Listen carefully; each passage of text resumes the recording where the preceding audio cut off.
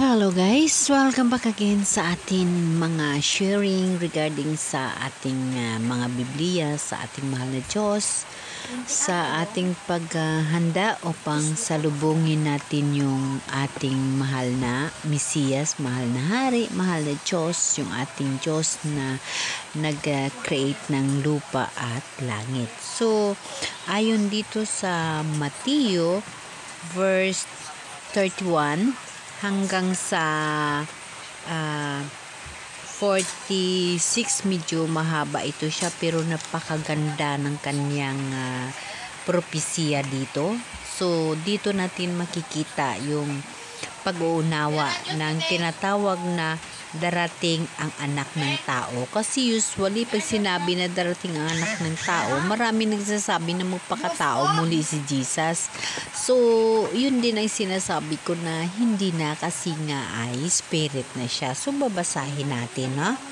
Para maunawaan natin na si Jesus ay hindi na siya babalik sa mundo bilang tao na makisama sa atin, kundi babalik siya bilang hari na ama. So basahin natin So darating ang anak ng tao bilang hari, kasama ang lahat ng anghel at luluklok sa kanyang maringal na trono. Sa panahong iyon, magtitipon sa harapan niya ang lahat ng tao. Sila'y pagbukod-bukurin tulad ng ginawa ng mga pastol sa mga tupa at kambing. So, ito na yung pag-judge na ni Heavenly Father na pagbaba niya. Ito na yun yung anak ng tao, ang di ba na siya, namatay na siya, naging spirit siya. So si Heavenly Father, si Jesus, si God, yung Ama, ang bababa. Kaya nakalagay na darating ang anak ng tao bilang hari. So bilang hari na siya. So dito na siya maghukom. Ito na yung paghukom niya Ito na yung paghukom niya. So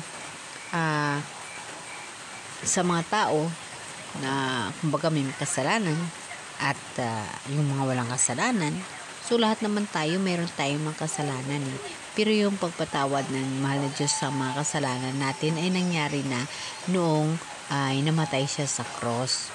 Ngunit mayroong iba na natili na namumuhay sa kasalanan. Mayroon naman iba na syempre yun ay sinasabi na huwag ka mag-judge sa kapwa mo, kasi hindi mo alam. Just example, gumawa siya ng kasalanan, nakita mo, nag-judge ka sa kanya, ay mismo pagtalikod niya sa ginawa niya ng kasalanan, humingi siya ng tawad. So pinapatawad siya ng Diyos.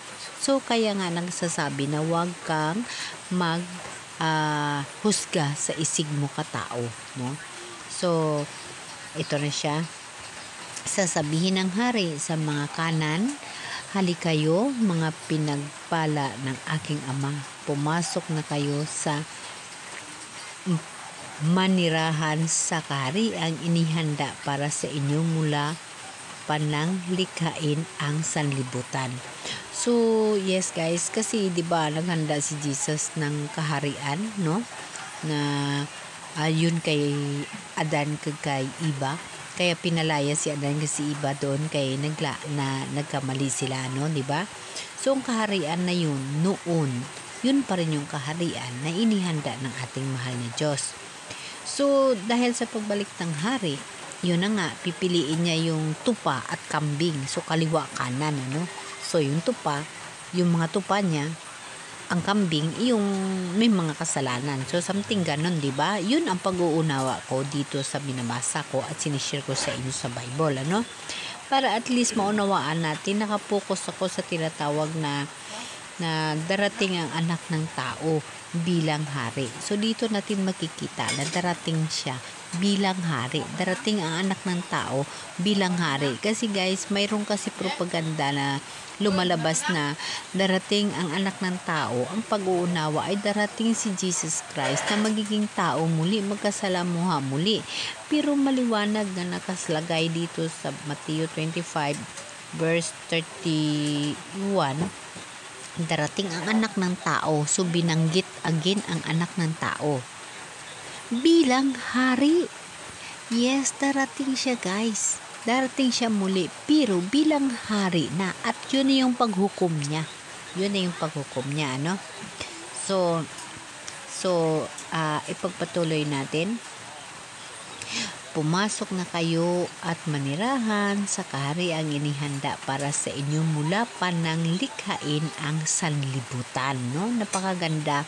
Pero pag hindi ka makapag-unawa, nahirap unawain. Pero pag tuloy-tuloy ang pagbasa mo, mauunawaan mo ang lahat. So, sapagkat ako'y nagutom at inyong pinakain, nauuhaw at inyong pinainom, ako'y isang dayuhan at inyong pinatuloy, ako'y walang maisuot at inyong pinabihisan. So dito guys, lumalabas na ang Espiritu Santo ni Jesus, ng Diyos na anak, na iniwan dito na nasa atin lahat. Ito yung sinasabi na ang Diyos nasa sayo at nasa sa akin din. Kasi nga guys, ang pag-ibig niya sa puso, ang Diyos na sa puso natin.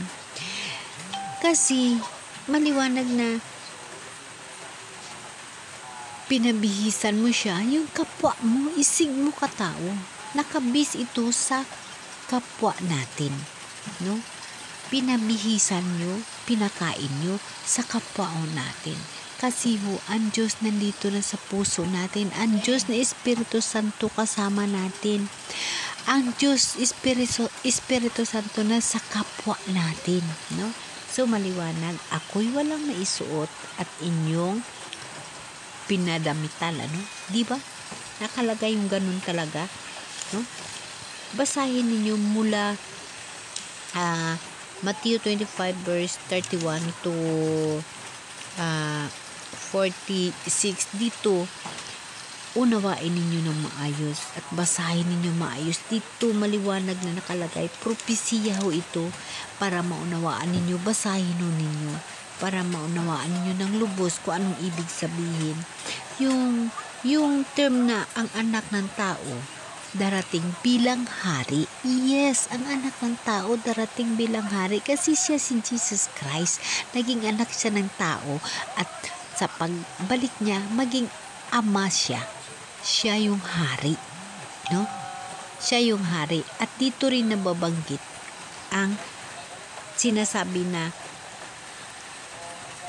pinapakain niyo ako, binihisan, nauuhaw, pinapainom. Dito pumapasok yung Espiritu Santo. Nandyan ang pag-ibig sa kapwa-tao. Nandyan ang Diyos sa isig natin katao. No? Nandyan ho. So, dalawang tao lang yung magaganap, yung makasalanan at walang kasalanan.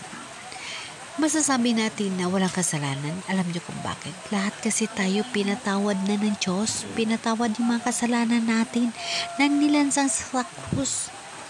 Ang kailangan lang natin, huwag na natin ipagpatuloy ang mga kasalanan na ginawa natin. Ako makasalanan. Walang tao na walang sala. Lahat na tao mayroong kasalanan. Ngunit, huwag mo ipinanatili na magkaroon ka ng kasalanan para ikaw mapili bilang tupa at ilagay sa kanan ng Diyos.